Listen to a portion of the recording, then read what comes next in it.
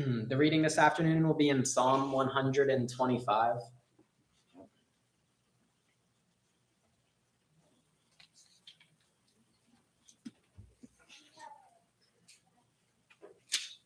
And that says, "Those who trust in the Lord are like Mount Zion, which cannot be moved, but abides forever. As the mountains surround Jerusalem, so the Lord surrounds his people, from this time forth and forever. For the scepter of wickedness shall not rest on the land allotted to the righteous, lest the righteous reach out their hands to iniquity. Do good, O Lord, to those who are good, and to those who are upright in their hearts. As for such as turn aside to their crooked ways, the Lord shall lead them away. With the workers of iniquity, peace be upon Israel."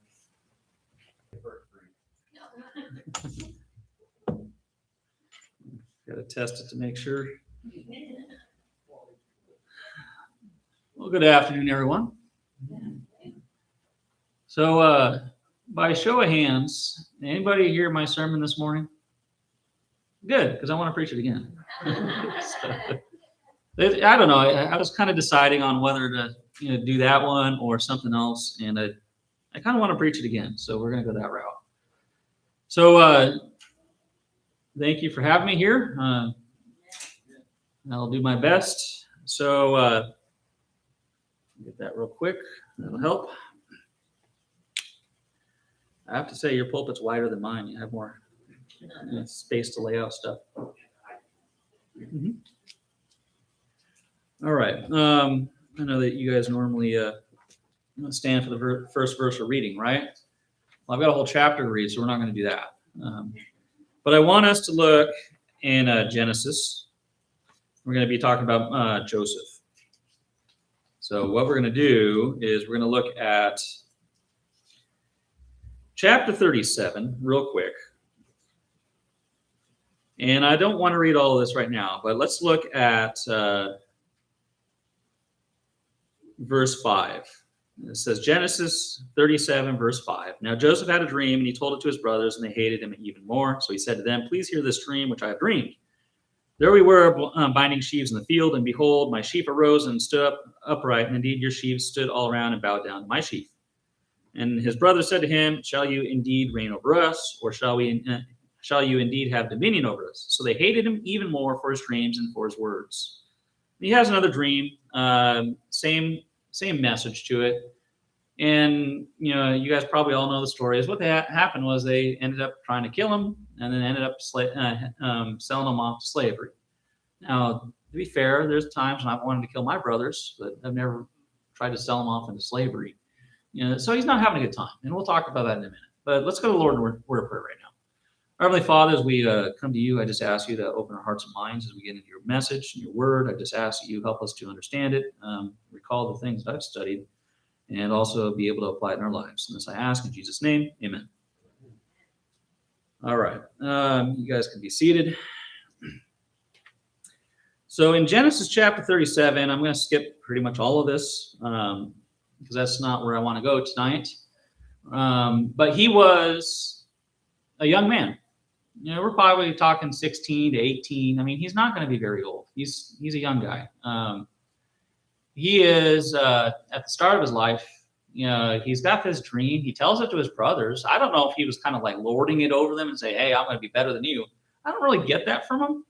But again, it's family. So, I mean, it could happen, But I do know that their family they had some flaws. Let me put it that way. Dad played favorites.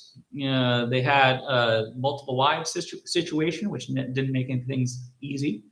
There was 12 brothers, and that's going to cause some strife and problems. And these guys didn't get along in the best of times sometimes. And so when you have one person, one of the youngest that says, "Oh yeah, I'm going to be over you," and then also that's Dad's favorite, it's going to cause some problems. And so anyways, they end up selling him off, and he ends up in an entirely different land that he had no experience with. So we're going to go now to Genesis chapter 39. We're going to skip a chapter, maybe a chapter and a half. And we're going to look at that period of his life. So he gets sold into a household of a pretty important guy here. So in Genesis 39, let's read the first verse. Now Joseph had been taken down to Egypt, and Potiphar, an officer of Pharaoh, captain of the guard, an Egyptian, bought him from the Ishmaelites who had taken him down there. And the Lord was with Joseph, and he was a successful man, and he was in the house of his master, the Egyptian. And his master saw the Lord was with him, and that the Lord made all that he did to prosper in his hand. So Joseph found favor in his sight and served him. And he made him overseer of his house, and put all that he had, and all that he had, he put under his authority.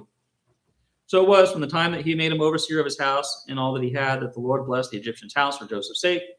And the blessing of the Lord was on all that he had in the house and in the field. Thus he left all that he had in Joseph's hand, and he did not know what he had except for the bread which he ate. Now Joseph was handsome in form and appearance. Now that'll come into play pretty quick, but this first part. Picture yourself at 18, 16, 20, 25 even. Maybe by 25 you got things a little bit more settled. But you're young in your life, and you go off and you get into an entirely different place. A lot of people experience college or something like that, right? Or they move away, and then you're on your own. You're away from mom and dad. You're away from all the things that you used to do, and you kind of have your own life. And Joseph kind of gets that the hard way, where he's forced to do that, and he gets sold into a different religion, a different culture, a different people. They talk different, different language, different dress, different gods, and so he has all of this that he has to contend with. And so here he is, a young man, and he gets sold off, and he's in that environment. What would be your first inclination? You're a slave. You are in this household, and you're actually pretty, in a lucky position. Would you maybe try to conform to the people around you? Everybody does it. I mean, think about that. When you go off, say you go off to college, or you go off to some other place, another workplace, whatever it may be, we change our behavior. You can find it, you go to a family gathering, like my mom's Canadian, and we make fun of her all the time when she starts talking with her brothers and sisters, because then the Canadian starts coming out, all the little phrases that they say, and then we make fun of her, which, we do all the time. But you can tell, that she's been spending time with them. And so like your speech patterns change with different people, like the behaviors, the things that you do can change with different people and groups. And so imagine that you're a young guy like this. You're going to want to be like the Egyptians. You're also probably going to want to take their gods as your own, because it's going to make you fit right in. And yet Joseph did not do that. And that's one of the things that makes him different. So a lot of people, when they go away, when they get out of mom and dad's house, like say you go into the college experience, or, living on your own, you don't have to get up and go to church. You don't have to go up and read your Bible. You don't have to do the things that mom and dad said you had to do. And you're off in some other place. And so a lot of people walk away at that point. A lot of people say, I got other things I see out here. Let's check these out first. And so, you get a lot of people that walk away after they're out of mom and dad's house. Joseph here is a little bit different in that he was forced out, but he stays true to his, belief in God, and also in his service to the Lord. And so because of that, everything that he did was blessed. And so here he is, I don't know what they sold him as, maybe as a laborer. It doesn't say. I mean, who realistically is going to hire a young man to manage your household? It's not something that they're going to just look at and, oh yeah, he's going to manage my household. No, you're going to set him to scrubbing pots or something first. And so whatever he did, I guess he did it really great, and they're like, okay, well, let's give him a little bit more responsibility. Let's try this. And so they kind of figure out, okay, well, this guy, anything he touches, it prospers. So let's try this. And so it gets to the point where he's basically running the household of Potiphar. Now, Potiphar was the captain of the guard, which means that he was probably in control of the prisons. He would have been, a very high official. He would have had lands. He would have been what you call one of the elite, of the Egyptian, society there.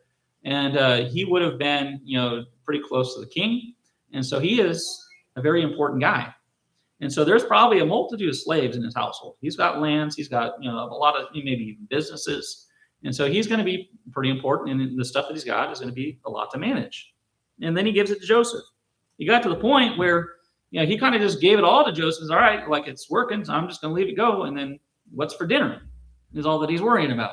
That's got to be a nice position to be in. But, here he is and doing all this, and Joseph is still staying faithful to the Lord. Now, Also, when I was a young man, which I don't consider myself that anymore, but when I was a young man, I knew everything, right? That's how that works. And then as you get a little older, you realize maybe I didn't know as much as I thought. And I don't know, as I get older, maybe I'll realize I don't know anything. Maybe it goes that way or not. I'm not sure. But whatever it is, when you're like in your mid-20s, like everything, and then you realize as you get a little older that, maybe it's not that way. But imagine that you got somebody like that just rose into a position of prominence. You think that maybe it would be a little bit of ego? The tendency would be that, you're going to kind of get a little proud and puffed up and think, oh, I'm hot stuff type of stuff. I can imagine that's going to be pretty easy for somebody in that position. Joseph, it doesn't seem to be that way, but there is an opportunity for it here, right? So he's handsome in form and appearance. It says that in verse 6. And then you get verse 7. And it came to pass after these things that his master's wife cast longing eyes on Joseph, and she said, lie with me. But he refused and said to his master's wife, look, my master does not know what is with me in the house, and he has committed all that he has to my hand. There is no one greater than in this house than I, nor has he kept back anything from me but you, because you are his wife. How then can I do this great wickedness and sin against God? Now I find that pretty telling that he's talking about God to this lady. So here's the thing. There's two routes that can go on here. First and foremost, he can say yes, and probably have a good time for a while. And then what happens? Because we know that that's not going to last, is it? So the consequences of that sin will come due. And Potiphar is probably going to find out at some point, and we're probably not going to end up in prison. He'd be executed, would be my guess. The captain of the guard finds that his number 2 guy is sleeping with his wife. Well, yeah, he's probably going to die. Now at the time, you're probably not thinking that.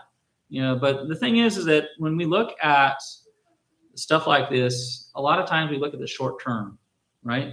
So you look at what's good for me now. This would be nice, or if you're in this position and you're getting kind of proud, you're like, well, yeah, why not? Also a young man, so probably hormones are probably playing a role here. And I could see where a lot of people would say yes, but he doesn't. He says no, that's not what God would have me to do. Now, it would be great if God rewarded him for that. That's not what happens though. So what happens is that he does the right thing and gets punished for it. And so, short term, it would have been better for him to lay with Potiphar's wife, because then, everything would have continued on as it was. Now we know, that long term that would have been disastrous, and God would have, probably, sorted that out at some point. But for the short term, it seems like that's a loss. Like, well, why did I do this? Because we know what happens, right? He gets thrown into prison. And because of that, sometimes people look at the short term and say, yeah, it's worth it because, it's going to, doing the right thing, I seem to get punished. But there's a plan to this. God has a plan. Now, Joseph says, how can I do this, and sin against God? So he says, no. Verse 10 says, so it was as she spoke to Joseph day by day that he did not heed her to lie with her or to be with her. It's hard to say no once sometimes to something, that, maybe we want. It's very difficult to say no to it over and over and over again. And that's a whole different type of temptation. It only takes one time where you're weak. It only takes one time where you say, well, I guess I'm having a bad day. Why not? And that's a difficult thing. So Joseph here can't really get away from it, so much because like he works there. I mean, he's a slave. It's not like he can just leave. So he's going to have to just kind of manage this. But at the same time, we understand that, God will not tempt us beyond what we are able. He will not give us some or test us beyond what we are able. God does not tempt us, but, we have an out. So, we have in verse 11, but it happened about this time when Joseph went into the house to do his work, and none of the men of the house was inside. Now that's suspicious. And that she caught him by his garment, saying, lie with me. But he left his garment in his hand, or in her hand, and fled and ran outside. Now he does something pretty smart here. What do you do when some woman comes along and on to you that you don't want, the attention? Say you're a married man or something like that. You run. That's the best thing that you can do. You run. Say, all right, I'm out later. See you later. If a lot of guys followed that, I think they'd be in a lot less trouble. But as it is, this guy here, Joseph, he doesn't really have the option to get too far. So he's going to have to kind of stay in that situation even after this. But I find it very suspicious, that there was no one else in the house other than her and him. So I think that she arranged that. My guess is that she kind of, set this whole scenario up. And so he takes off, which I think is the right thing. So what are we supposed to do when we are in a situation that's just we know is wrong? Remove ourselves from it. I remember being again younger too, and my friends throw a couple parties, and it's like, all right, well, I don't really want to do anything that they're doing there, but I'll go just to kind of just hang out with them. And I got to thinking about it later, and I was like, you know what, there's no good for me being here. Why am I going to do that? So after that, I just stopped going. And so it's like, why are you going to put yourself in a position where you can be taken advantage of, or that you're gonna have a moment of weakness? So it's one of those things where it's just smarter to remove yourself from that situation if you can. And so think about it this way: if we have something where something is testing us and trying us, and it's a temptation, why not get rid of it? Why not just remove it if we can? I mean, I know that sometimes we can't, but it would make life a whole lot easier if we could do such a thing. So continuing on, you got here that Joseph takes off. She holds the coat, and she's going to use that, and now it's going to be her word against his. We know how that works usually. And verse 13. And so it was, when she saw that he had left his garment in her hand and fled outside, that she called to the men of her house and spoke to them, saying, "See, he has brought he has brought into us a Hebrew to mock us." Talking about her husband. I don't think she likes her husband that much. He came into me to lie with me, and I cried out with a loud voice. And it happened, when he heard that I lifted my voice and cried out, that he left his garment with me and fled and went outside. So she kept his garment with her until his master came home. Then she spoke to him with words like these, saying, "The Hebrew servant whom you brought to us came in to mock me." So what happened, as I lifted my voice and cried out, that he left his garment with me and fled outside. And so she knows what to say to push his buttons. He gets mad, obviously.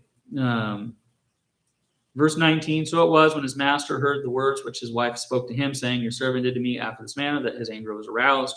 Then Joseph's master took him and put him into the prison, a place where the king's prisoners were confined.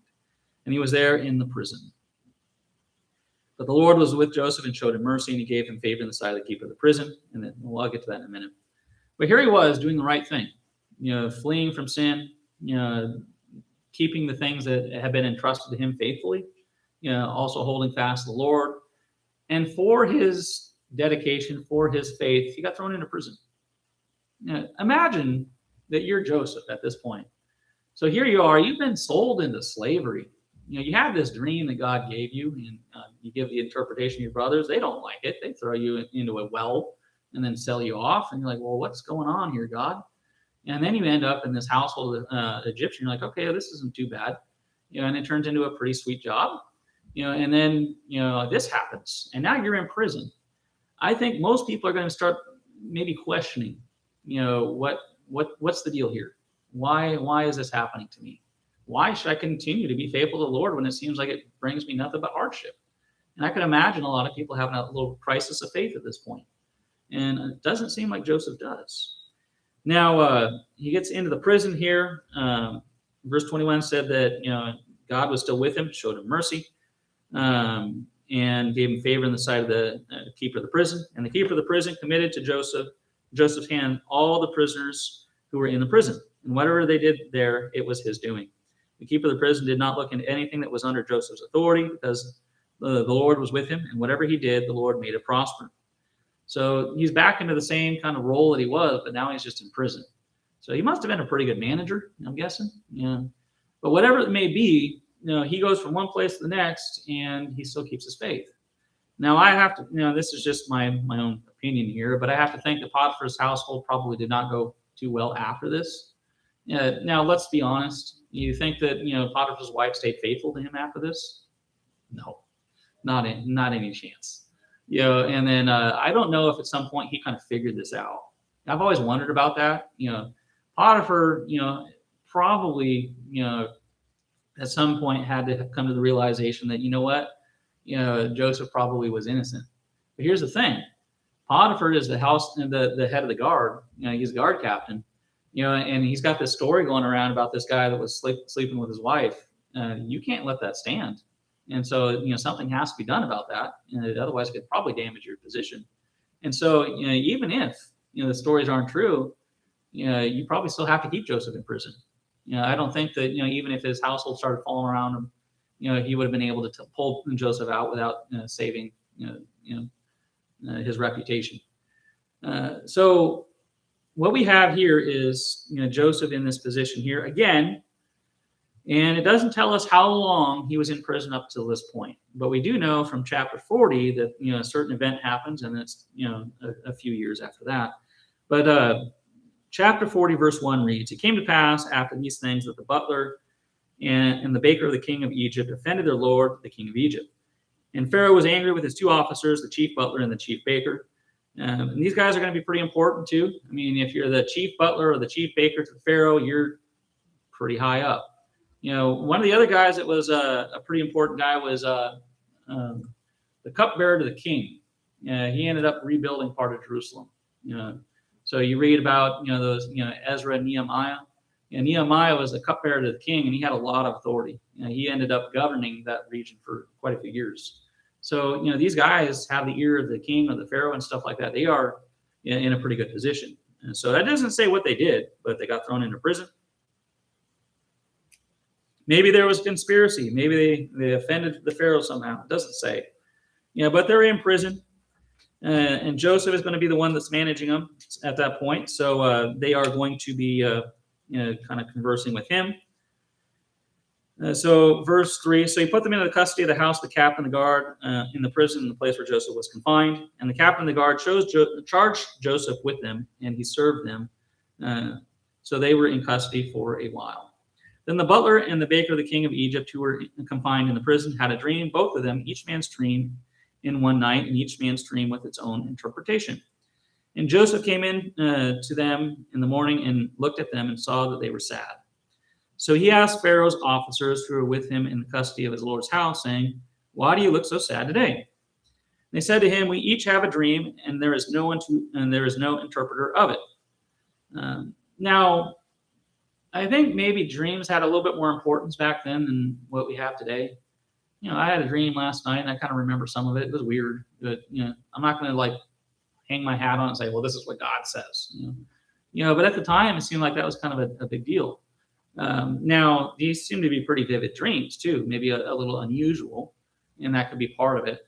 But also, they're like, "Well, there's no interpreter for our dream." Maybe they had like a palace interpreter or something like that. And then now that they're in prison, they can't access that. But whatever it may be, they are disturbed by the dreams that they have. And so in last part of verse 8 here, "So Joseph said to them, do not interpretations belong to God? Tell them to me, please." And so he still kept his faith in God. He believes in God. He says, "Well, God can interpret the dreams. Why don't you tell me what they are?" So verse 9, "Then the chief butler told his dream to Joseph and said to him, 'Behold, in my dream a vine was before me, and in the vine were 3 branches. It was as though it budded, its blossoms shot forth, and its clusters brought forth ripe grapes. Then Pharaoh's cup was in my hand, and I took the grapes and pressed them into the Pharaoh's cup, and placed the cup in Pharaoh's hand. And Joseph said to him, This is the interpretation of it. The 3 branches are 3 days. Now within 3 days Pharaoh will lift up your head and restore you to your place, and you will put Pharaoh's cup in his hand, according to the former manner, when you were his butler. But remember me when it is well with you, and please show kindness to me, make mention of me to Pharaoh, and get me out of this house." He wants out. "For indeed I was stolen away from the land of the Hebrews, and also I have done nothing here that they should put me into the dungeon." And he's right on that. So it's one of those things where he is, I'll tell you your dream, but hey, can you do me a favor? And you have the ear of the Pharaoh, right? Let him know what's going on with my situation here. The captain of the guard put me in here, but I didn't do anything wrong. And even that, I got sold into slavery by my, I don't know if he's going to tell him about the own brothers thing. But he's going to say, I got, sold off and I didn't deserve this. Now, of course, in prison, everybody's an innocent man, right? But at the same time, maybe, this butler can put a good word in for the Pharaoh. Now, we know how that works, right? So you make all the promises while you're in the place, and then as soon as he gets out of it, it's like, oh, no, whatever. Joseph, who? So, anyways, before I get there, so they hear the interpretation of the dream, and it sounds good. So, the chief baker, the other guy that had the dream, is like, all right, do me next. I want to hear how I'm going to be restored. And so, verse 16, when the chief baker saw the interpretation was good, he said to Joseph, I also was in my dream, and there were 3 white baskets on my head. In the uppermost basket were all kinds of baked goods for Pharaoh, and the birds ate them out of the basket on my head. So Joseph answered and said, this is the interpretation of it. The 3 baskets are 3 days. Within 3 days, Pharaoh will lift off your head from you and hang you on a tree, and the birds will eat your flesh from you. Maybe not the way that he wanted that interpretation to go. And so here he is saying, yeah, I want to hear this interpretation of me. And then he's like, oh. And we don't hear anything else about the baker. I don't know if he got afraid and he got mad, he sulked. It doesn't say. But it came to pass. Verse 20, now it came to pass on the 3rd day, which was Pharaoh's birthday, that he made a feast for all his servants, and he lifted up the head of the chief butler and the chief baker among his servants. Then he restored the chief butler to his butlership again, and he placed the cup in Pharaoh's hand. But he hanged the chief baker as Joseph had interpreted to them. Yet the chief butler did not remember Joseph, but forgot him. Now, I don't know what these guys did. I don't know if maybe there was a conspiracy and they figured out the baker did it, or maybe he just served a bad meal. It doesn't say. But the butler got his position and then totally forgot about it. And so here, imagine that you're Joseph, right? Imagine that you're Joseph, and then you're trying to serve God. You're trying to stay faithful to the Lord. You have all these bad things happen to you. Like you have a good thing that happens and a bad thing, and you just go from bad to worse. So you're a slave, not good. Then you're going to manage an important person's household. That's okay. And then you get thrown into prison. That's not good. And then you're in the head position of the prison, but you're still a prisoner and you're still a slave. Not good. And then you got this guy that comes in and says, hey, yeah, I'll put a good word in for you for the Pharaoh. And then you sit there and you sit there and you sit there. Verse 41 says it was 2 years after this that it finally, things get resolved. But can we put ourselves into the position of Joseph for just a minute and kind of think about that? I don't know about anybody else, but I'd be getting awfully tired of trying to do the right thing when it seems like nothing is coming from it. For 2 years, you're in prison and nothing changes. You are going from one situation and it's getting worse, every time that you seem to do the right thing. I'd imagine that you probably are going to start doubting whether or not you should still serve the Lord. And yet Joseph still stayed faithful. And so here we have this guy here in prison, and he has no clue if anything else is going to happen.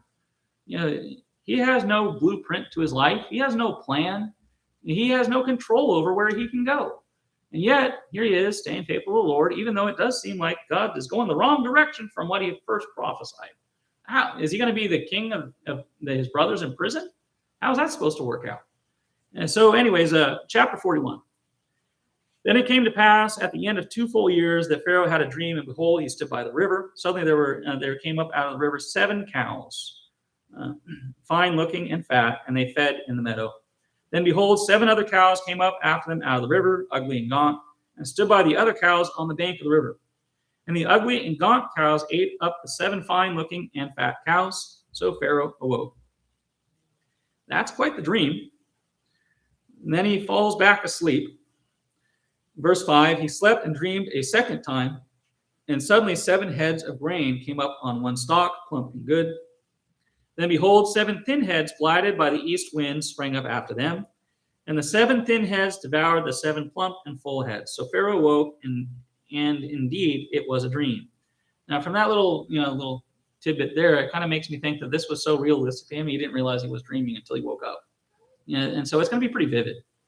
And I don't know if that would have been usual for him or not, but having the 2 dreams that are very similar but different, you got to start to wonder if maybe this means something. And so Pharaoh starts calling everybody together to try to figure this out. Verse 8 says, now it came to pass in the morning that his spirit was troubled, and he sent and called for all the magicians of Egypt and all its wise men. And Pharaoh told them his dreams, but there was no one who could interpret them for Pharaoh. Now I have to wonder about that. Now, I can tell you that I had a dream about digging a hole. And then you can tell me, yeah, I have an interpretation for you, and you can tell me whatever you want. And how am I supposed to double check that? Sounds good. Maybe that's what it means. But yet, no one offered up an explanation for this. So it has me thinking that maybe they had some sort of way to verify that. I do know that there was another king, I believe it was Darius, that hated these guys, these magicians and these fortune tellers and stuff like that. He had a dream too that was given to him by God. And so his manner of figuring it out was like, all right, I had a dream, everybody. And all you people here, tell me the interpretation of my dream. And they're like, okay, fine. Yeah, we can do that. No problem. Then he says, all right, I'm waiting. And they're like, well, you didn't tell us the dream. Yeah, I'm not going to. You got to figure it out. And his thinking was, if it's going to be from the divine interpretation, you should be able to figure out what the dream was too. Otherwise, I don't want you lying to me. And so for whatever reason, I'm not sure what, maybe there's something like that going on here, but no one offered up an interpretation to the Pharaoh. Maybe they were afraid. Maybe they were actually genuinely respectful of it. I don't know. But whatever it may be, they can't find anybody. And then finally, the chief butler kind of remembers, oh yeah, there was that guy in prison. That guy named Joseph. This is 2 years later, right? Verse 9, the chief butler spoke to Pharaoh saying, I remember my faults this day. When Pharaoh was angry with his servants and put me into custody in the house of the captain of the guard, both me and the chief baker, we each had a dream in one night, he and I. Each of us dreamed according to the interpretation of his own dream. Now there was a young Hebrew man with us there, a servant of the captain of the guard, and we told him, and he interpreted our dreams for us. To each man he interpreted according to his own dream. And it came to pass, just as he interpreted for us, so it happened. He restored me to my office, and he hanged him. He's putting a lot onto Joseph here, saying, yeah, he was the one that kind of made all this happen, it sounds like. Unless he's talking about Pharaoh, it's hard to say. But he's saying, well, Joseph, is great at interpreting dreams. He can do this, and this is the guy you probably want to talk to. So he's kind of selling him here, which is good. I mean, better late than never. Verse 14, then Pharaoh sent out and called Joseph, and they brought him quickly out of the dungeon. He shaved, changed his clothing, and came to Pharaoh. Because you got to remember that the prison is not a 5-star hotel. And so he's probably going to be pretty rough looking. A prison is a place where you don't want people to be happy. And so here you have Joseph in that place, and they get him cleaned up, presentable. I don't know if Joseph was afraid, probably a little bit excited too, because he's finally out of the prison, and maybe finally the butler came through. He's got to be thinking that, but he doesn't know. I'm sure that they probably didn't explain it to him on the way up there. Oh yeah, here, the Pharaoh wants you to do this. No, they're going to wait till the Pharaoh to say that. And so here he is coming up there. And so he's before the Pharaoh. Verse 15. And Pharaoh said to Joseph, I have had a dream, and there is no one who can interpret it, but I have heard it said that you can understand a dream to interpret it. So, of course, Joseph says yes, right? Yeah, I can definitely do this. He doesn't, though. So the way that he puts this is pretty interesting. And he says in verse 16, so Joseph answered Pharaoh, saying, it is not in me. God will give Pharaoh an answer of peace. Now, if I am trying to get out of prison, I'm probably going to tell him, yeah, I can absolutely do this. Please take me out of this place. Yeah, he doesn't do that. He says, no, I can't do it. But God can. And so he kept his faith still, right?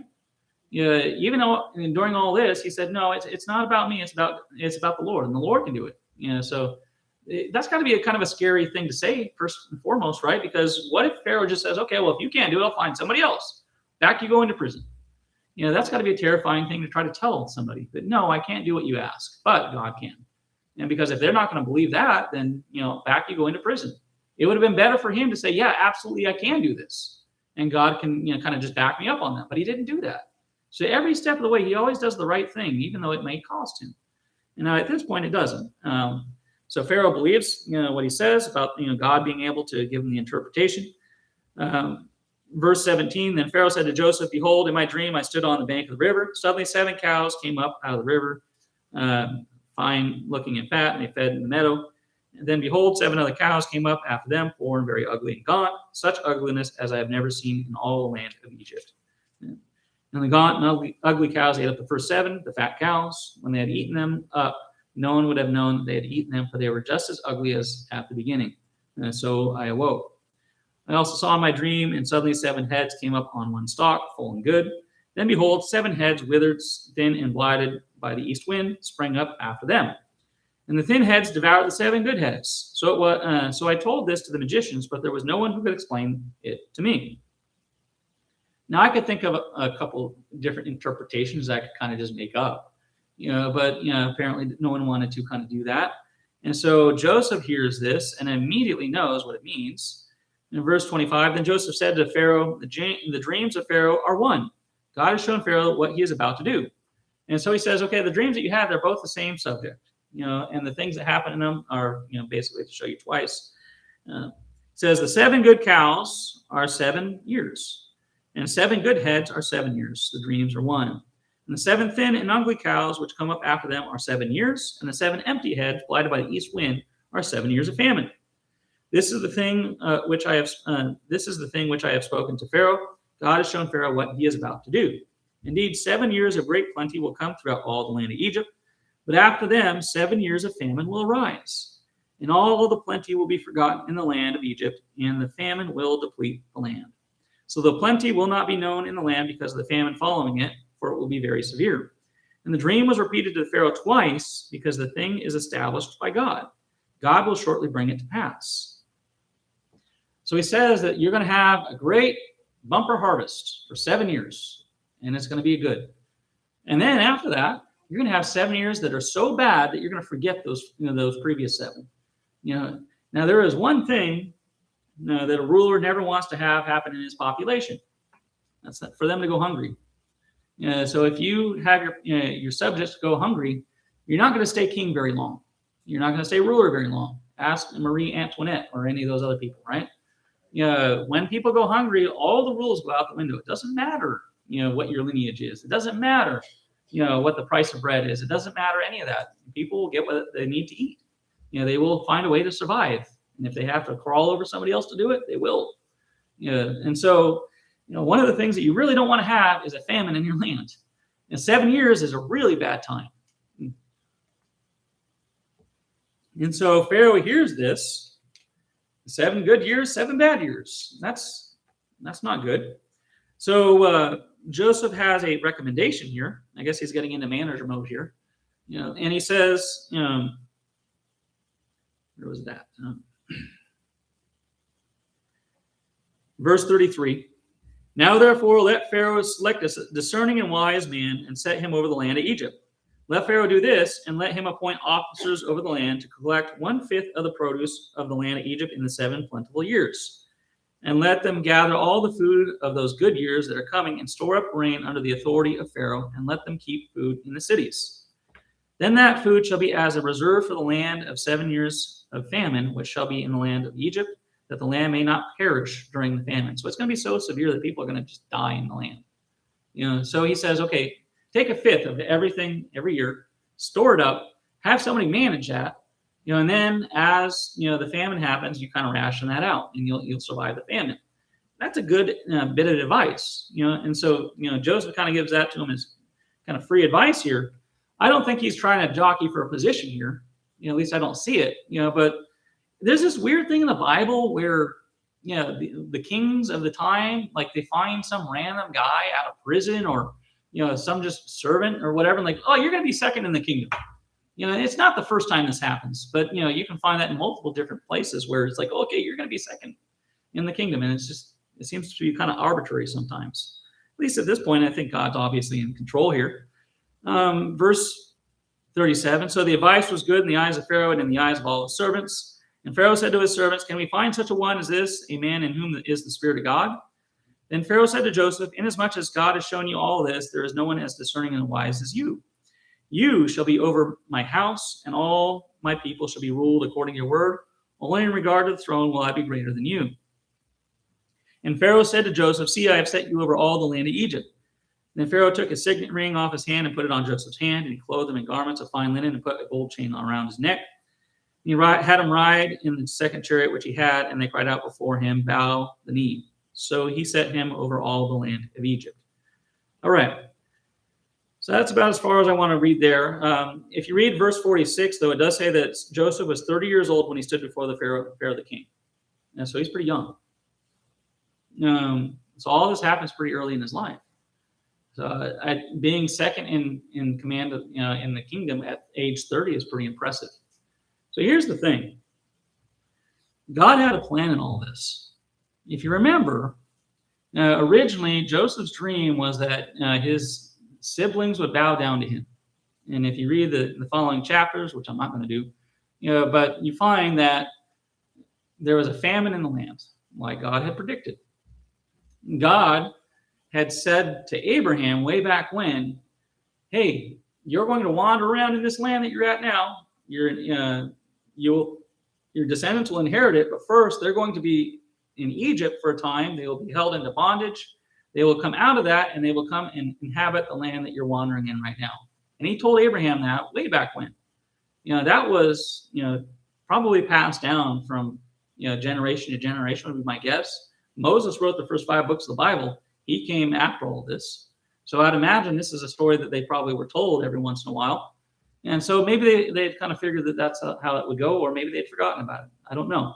But the fact of the matter is that God kept his plan. So God had set Joseph in a position so that he could be the key to all of this.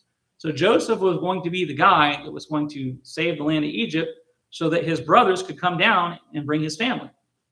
And so they come down and they start enacting all of God's plan that was promised to Abraham. So this is all according to God's plan. All of this was done so that God could move the people where they needed to be. Joseph was just the piece on the board, and he maybe didn't like where he was at the time, but God used him for a specific purpose. Now, he may not have known that. He probably did not understand all the situation that he was in. But because he remained faithful to the Lord, God could use him in such a position. And as we know, Joseph ended up having great respect and authority and, a lot of power. But he stayed faithful to the Lord. There was no, I don't have it right now. I don't think I can pull it from memory now. That was this morning. I lost it. There's a verse that talks about that if we stay faithful to God, God will bless us. There's a psalm.